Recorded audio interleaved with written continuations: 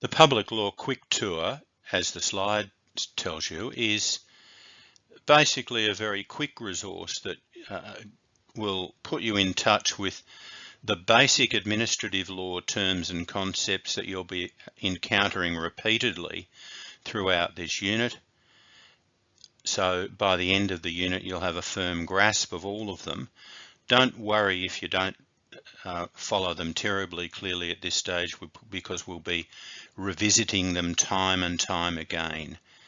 Make sure, in addition though to the listening to this presentation, you will find written pages of the Public Law Quick Tour adjacent to the link to this presentation.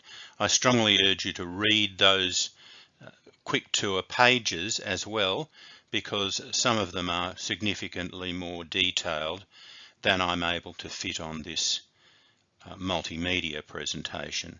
So from doing both of those things, that should give you at least a beginning familiarization with the terms, and then of course, as I say, we'll be revisiting all of it through the semester. The second thing that we do in this Public Law Quick Tour is revising some fundamental constitutional concepts that are especially relevant to administrative law. Now, you need to familiarize yourself with those as well before we start our substantive study of administrative law in semester week 2, when we'll be beginning to look at merits review by looking at the Administrative Appeals Tribunal, the Commonwealth body, and at state and territory bodies like VCAT and NTCAT, which are similar to the AAT, although with some significant differences.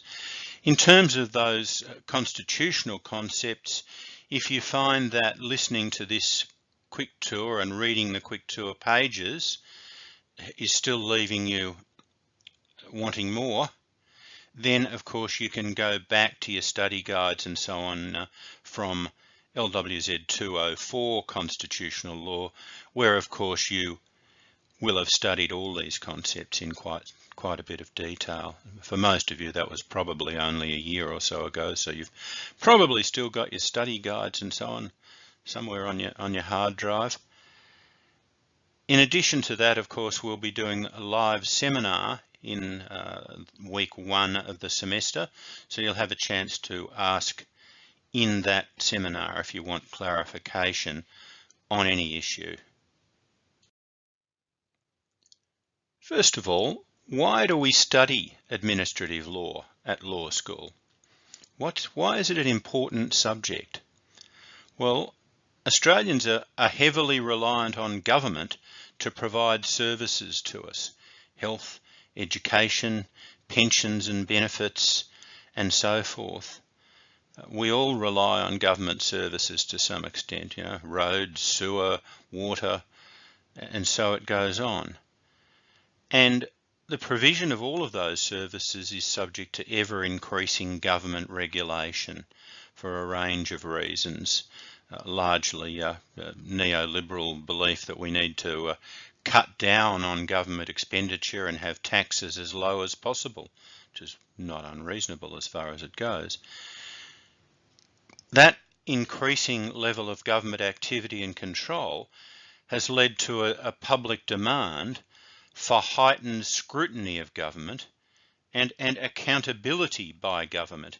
If they have so much power, we need to keep an eye on them, and they need to be accountable for their decisions and actions.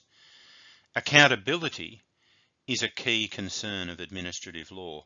What any of you who are anything like my age will remember is a fellow by the name of Don Chipp, who was the founder of the Australian Democrats Party, the sort of the precursor of the Greens. And he talked about the function of the Australian Democrats as being keeping the bastards honest, was the way he put it. And essentially he was suggesting that any politician in government or any bureaucrat in government is capable of being a bastard. That is, acting in a manner that's perhaps high-handed and oblivious of the needs and interests of particular individuals affected by regulation and decisions. Now, that's very important.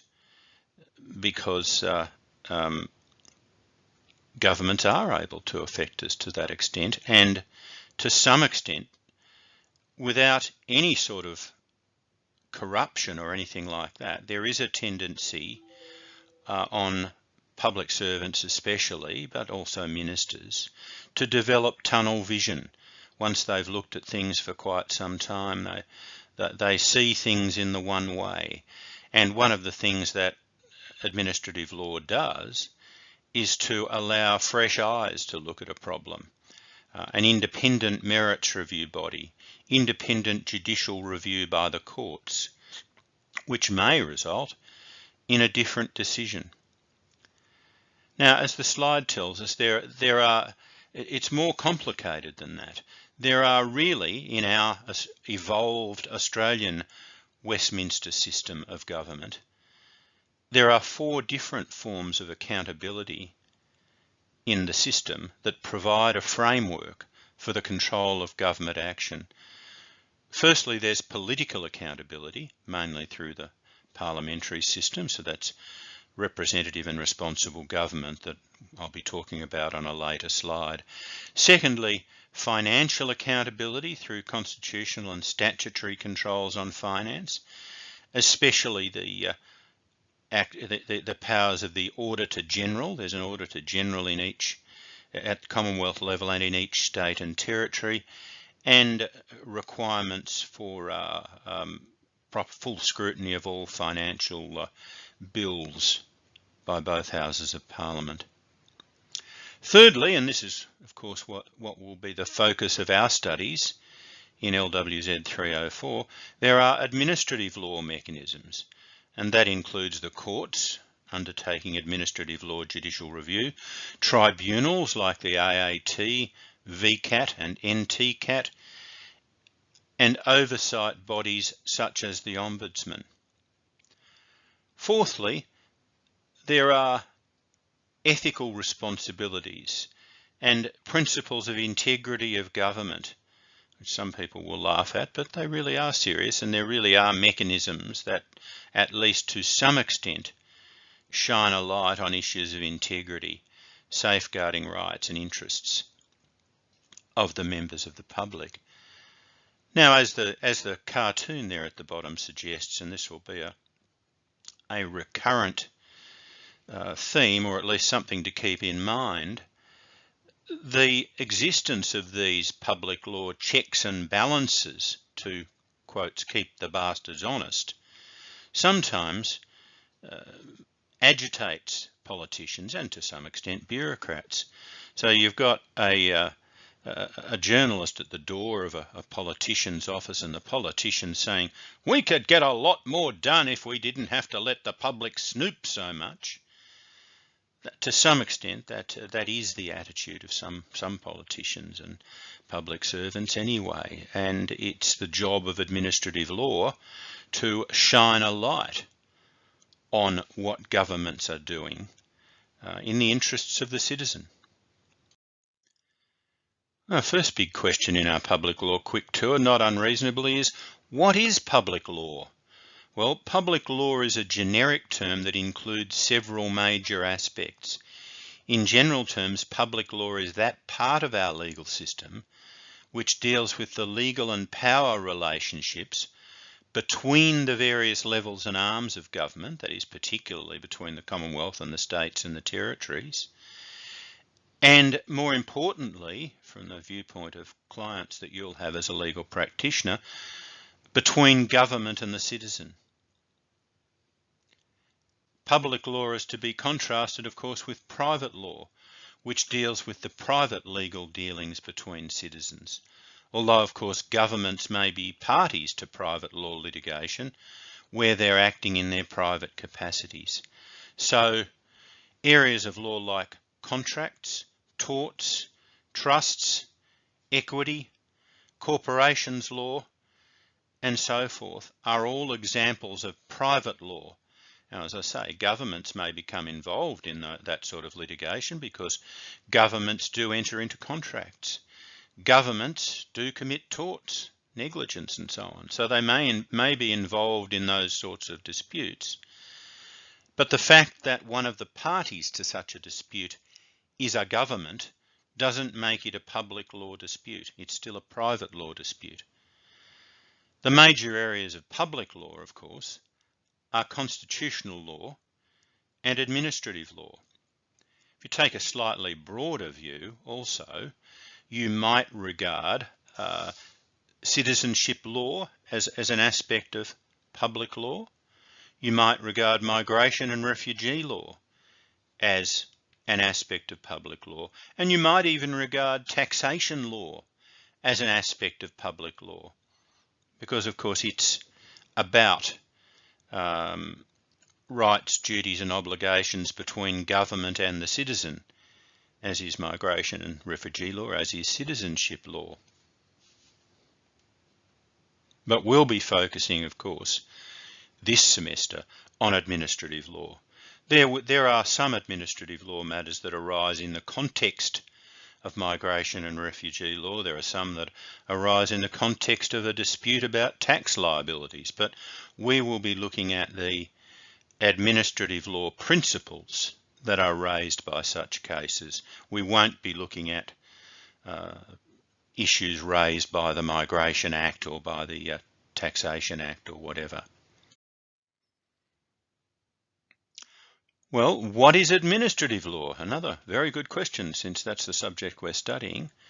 On the one hand, constitutional law, which we'll get to in passing a little bit later, focuses on the validity of laws made by Parliament, especially given that our Constitution embodies a division of powers between the Commonwealth and states, so that the Commonwealth only has specific enumerated heads of power.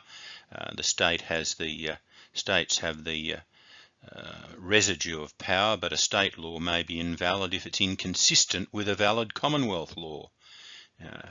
And of course there are issues of constitutionally entrenched rights and freedoms, the limited number of them in the Australian Constitution. Now that might be starting to bring back a glimmer of recollection about your constitutional law studies. You don't have to really worry about that as a broad concept this semester, except to remember that constitutional law is that part of public law that deals with the validity of the actual laws or legislation made by a parliament, whether it's the federal parliament or a state or territory parliament.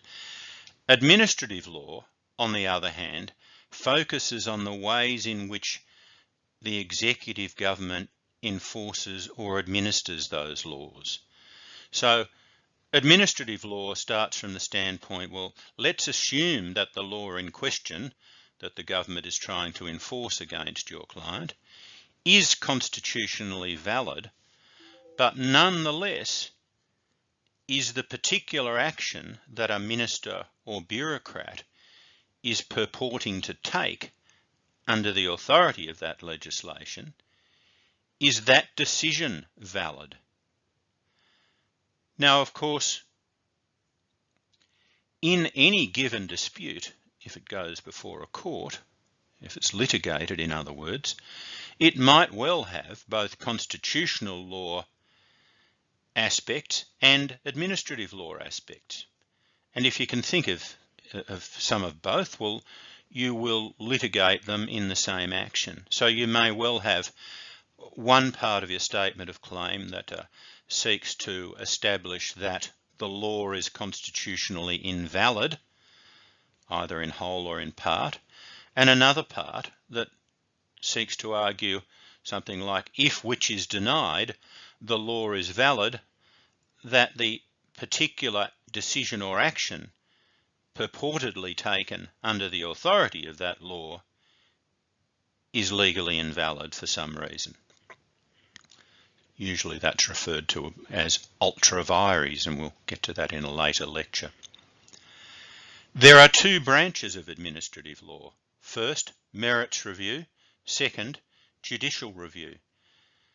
Now, as we'll be covering in the initial introductory live seminar, we deal with merits review in this course over semester weeks 1 to 4, and then we spend the rest of the semester, weeks 5 to 12, examining judicial review.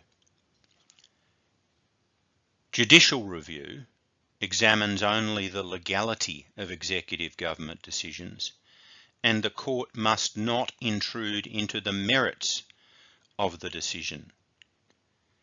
Indeed, at federal level, for a so-called Chapter 3 court, to do so would breach the separation of powers doctrine that's implied in the Australian Constitution. Now, we'll be looking at separation of powers on a later slide in this public law quick tour. By contrast, an independent merits review body, like the AAT or NTCAT or VCAT, stands in the shoes of the original executive decision maker, as it's often put, and is expected to make the correct and preferable decision on the merits. Now, those words that I've highlighted in red, stands in the shoes of and correct and preferable decision, are to some extent magic incantations in undertaking exam and other answers about merits review, because it signals that you understand what merits review is. If you're able to talk intelligently about that and say merits review, the nature of merits review is that the merits review body is required to stand in the shoes of the decision maker, that is, do exactly the same as the decision maker did, generally will have exactly the same powers as the decision maker had, and is expected to make the correct and preferable decision on the merits as the merits review body sees it.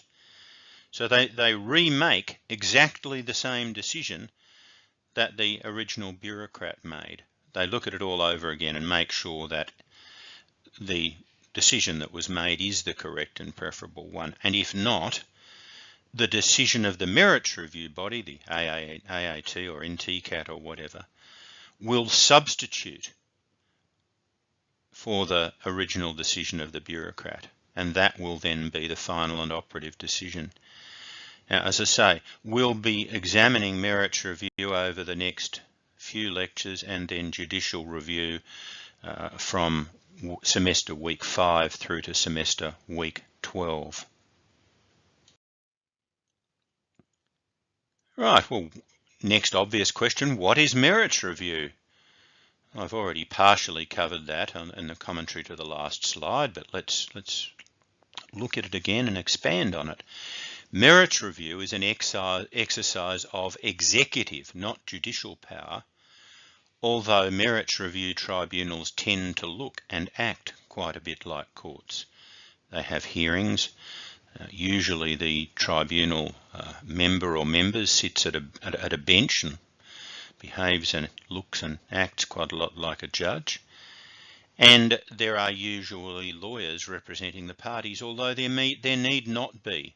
There are some tribunals that are more parsimonious than others in allowing litigants to be represented by lawyers. Nonetheless, they're usually in a room that looks a lot like a courtroom.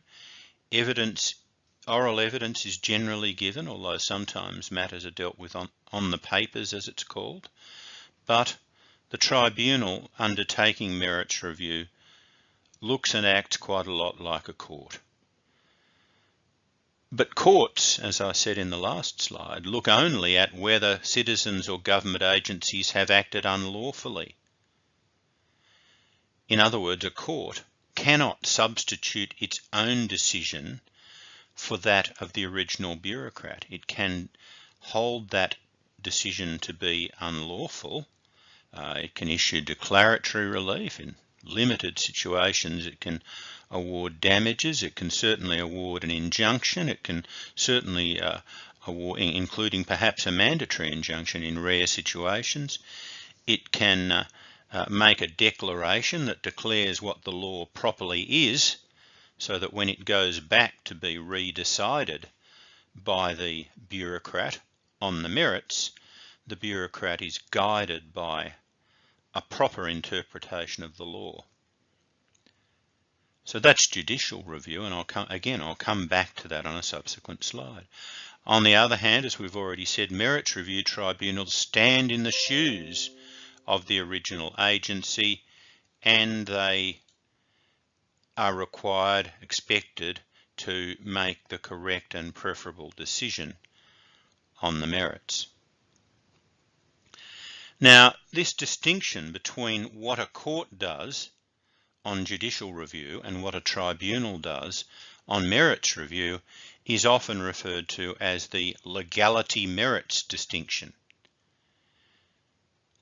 Next point, merits review avenues are all statutory creations. There is no common law concept of independent merits review. Independent merits review exists only if and to the extent that a particular statute provides for it. So if you can't find a statutory provision, there is no avenue of merits review. On the other hand, although judicial review may also be provided for by statute, and it certainly is at Commonwealth level, the Administrative Decisions Judicial Review Act is something we'll be looking at through the semester after we finish on merits review. But it's also the case that judicial review and a right to judicial review of administrative decisions is an inherent part of the common law or prerogative powers of the High Court and each of the state and territory Supreme Courts. And as we'll see in a very much later lecture, those are powers that cannot be taken away for constitutional reasons. Now, the main avenues of merits review are a little bit wider than I might have suggested earlier. Firstly, there are general merits review tribunals, as I say, like the AAT and NTCAT, VCAT, SACAT, and so it goes on, the CATs, if you will, civil and administrative tribunals. Secondly, the review by the Ombudsman is a form of merits review. And there are ombudsmen. It's not actually a sexist term. It comes from the Swedish. There are ombudsman offices at federal level and in all states and territories. Next, freedom of information legislation. Again, Commonwealth and all states and territories. All of them have an officer, usually called the Information Commissioner, who administers freedom of information legislation and may make various orders about access to government information. Then there is the Auditor General. Every state and territory and the Commonwealth has an Auditor General. Now, we won't be looking at the Auditor General this semester. There's a limit to how much we can look at in a course of this length. But the Auditor General is very important. Again, an independent officer, generally an officer of the Parliament rather than being accountable to the government of the day. The Auditor General audits, as it suggests, the books and accounts of the government to ensure financial probity and to some extent efficiency. They can do Auditors General to varying extents in varying jurisdictions, has the power to undertake efficiency audits, sometimes of the Auditor General's own motion, sometimes only on referral from a government. I might say the Northern Territory Auditor General's powers in that regard are more limited than every other state and territory and the Commonwealth. And that's something I will be coming back to in due course. It's certainly not to the credit of the Northern Territory government, given the poor financial state that it seems our books are in at the moment. Next, anti-corruption commissions. All states and territories now have an anti-corruption commission, usually called an ICAC, Independent Commission Against Corruption, although some of them have slightly different acronyms. The Commonwealth does have an Australian Crime Commission, which is an independent body that investigates crime and corruption, but it doesn't per se investigate corruption or impropriety by ministers or ministerial officers or departments or agencies. That's why you need an anti-corruption commission. Now, the Northern Territory has only just implemented an ICAC, and the ICAC Commissioner has only recently taken office. The next avenue, which is to some extent at least a part of the armoury of public law merits review remedies, is whistleblower legislation. Some states have that, Commonwealth doesn't, Northern Territory does have it. Whistleblower legislation is important as an adjunct to merits review, especially review by, say, the Ombudsman and Auditor General and Anti-Corruption Commissions, because if a public servant wants to come forward and blow the whistle on or dob in the department for doing bad and illegal and perhaps corrupt things, the whistleblower needs protection. If they don't get protection, they probably won't blow the whistle. Now, the extent to which whistleblower legislation is actually effective in protecting whistleblowers from retribution by their colleagues or the minister or the head of the department is a little bit questionable. If you're thinking about being a whistleblower, you'd still a very good idea to be very, very nervous indeed. Nevertheless, it is an important part of the armoury of merits review because it allows for the finding out of evidence that might not easily otherwise be able to be uncovered as part of a merits review investigation. Now, lastly, I list privacy legislation. Now, privacy legislation can be deployed against government departments, and typically they are the main targets of privacy legislation because governments hold so much information about us of all sorts. Taxation information, medical information, all sorts of other potentially embarrassing information that we as citizens may very properly wish to keep private. So I list privacy legislation for that purpose, although Privacy Acts both at federal level and in the states and territories also applies to larger private corporations as well as the public sector. So it's not a pure public law remedy, but nevertheless it's worth keeping in mind. The next obvious question in the quick tour, what is judicial review? Well, the term is used in two senses. First, judicial review of the constitutional validity of legislation, constitutional judicial review. We won't really be looking at that this semester as such. Secondly, judicial review of the legality of administrative or executive action. Now, that's what we'll be looking at with a very fine-tooth comb between semester weeks 5 and week 12 in this subject.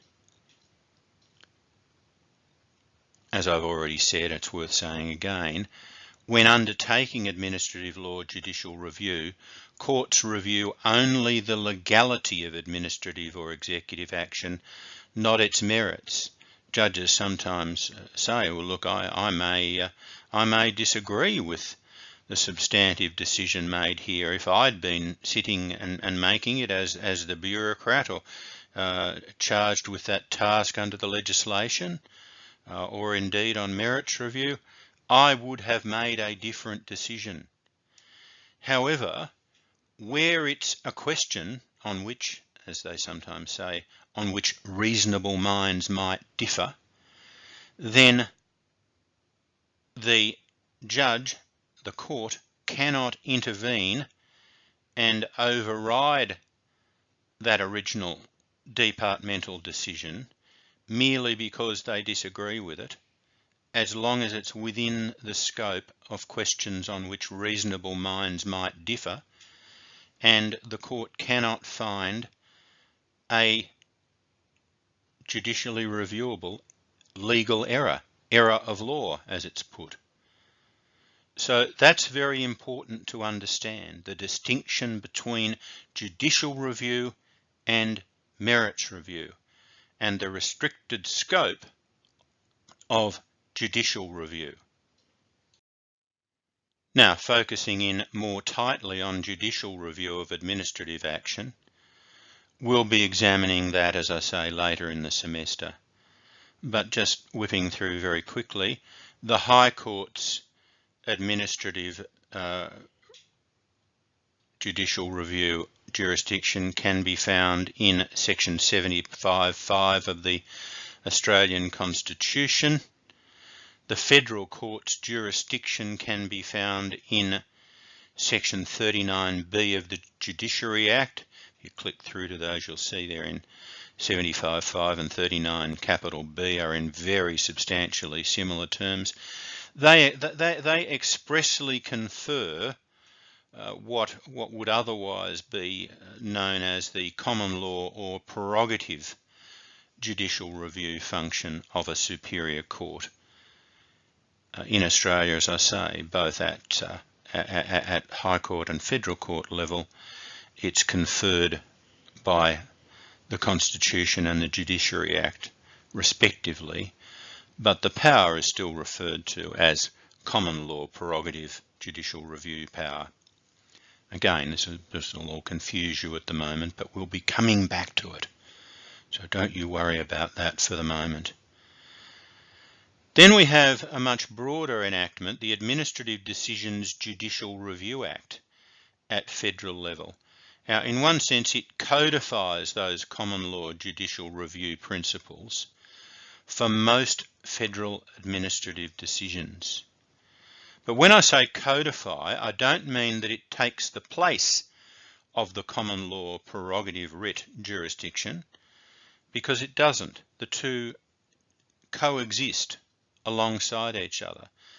So it is at least theoretically possible in a set of administrative law judicial review proceedings for one to seek both common law prerogative writ remedies and remedies under the ADJR Act, as it's called, Administrative Decisions Judicial Review Act. Now again, it might sound a bit confusing at the moment, but it won't after we've been through it numerous times. As the slide says, similar models to the Federal ADJR Act now exist in some other states, certainly in New South Wales, Victoria and the ACT, but not in the Northern Territory. So in the Northern Territory, the Supreme Court possesses only common law prerogative writ jurisdiction and for that matter equitable jurisdiction, the jurisdiction to issue injunctions and declarations for unlawful action by a minister or public servant or public agency.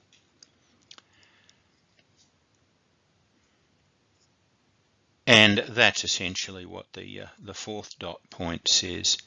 Only common law judicial review, sometimes referred to as the supervisory jurisdiction, by virtue of the reception of English common law by the colonies, it doesn't really apply to the Northern Territory, and specific vesting by state and territory Supreme Court acts. So if you click on the link and have a look at section 14 of the Supreme Court Act of the Northern Territory, you'll see there is a conferral there of prerogative writ supervisory jurisdiction.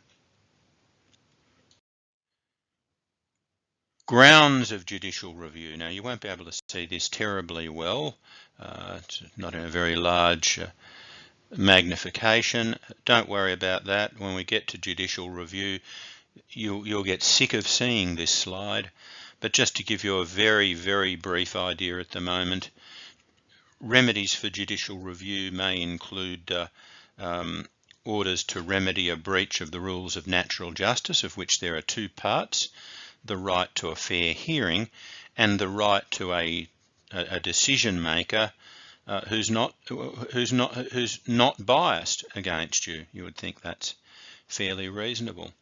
Then there's narrow or substantive ultra vires doctrine, which includes that just in a narrow sense, a decision maker must act within the power that they've been given. So if they've been given a power, for instance, to under an act to run a bus service, then they can't run a tram service because the act didn't give them the power to do that. And strangely enough, there is actually an English decision where that's exactly what happened. There's also procedural substantive ultra vires. If the act that empowers a decision to be made requires, for instance, there to be a specific minimum period of prior notice, a particular form of notice, e.g. Advertised in the local newspaper 3 times over a period of 1 month, or it requires a particular form and duration of public consultation, or it imposes other time limits, things like that, it may well be that failure to follow those procedural rules would render the decision invalid. Then we come to the right-hand side of our tree diagram here, broad or extended ultra vires. Now, this deals with situations where the act gives the bureaucrat, the administrator, the minister, or whoever, a discretion about the range of factors to be taken into account and a discretion about what weight to give them and so on. But nonetheless, it is possible that the bureaucrat or minister will misuse that discretion in ways that make the decision legally invalid.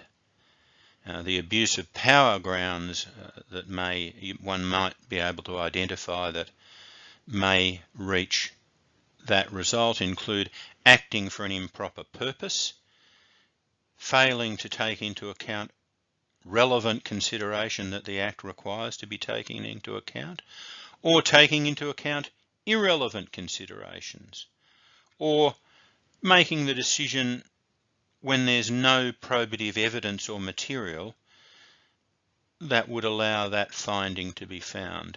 And finally, making a decision that's so unreasonable that no reasonable decision maker who understood the basis of their power could possibly make such a decision. That's often referred to as Wednesbury unreasonableness. Then down the right-hand side of the diagram we have other broad ultra vires grounds, which if you can find them, again, may render the minister's or bureaucrat's decision legally invalid. Failure to perform a statutory duty, unlawful subdelegation of the minister's or bureaucrat's powers to somebody who the designated statutory decision maker had no right to delegate the power to them. He had to exercise it personally on a proper interpretation. Unlawful or rigid application of policy, so that if the Act requires a decision to be made on the merits, no problem with having a policy, but if the policy is so rigid and tunnel visioned that it can be said that the decision isn't being made on the merits, then that of itself may amount to an ultra vires error, that is, an error of law that may make the decision invalid. Then there's acting under dictation, regarding oneself as having no choice. If you're the statutory decision maker and it's apparent from the reasons for decision or other material that you regarded yourself as bound to follow someone else's orders and that you weren't able to make up your own mind, then that too may be a judicially reviewable error that would void the decision.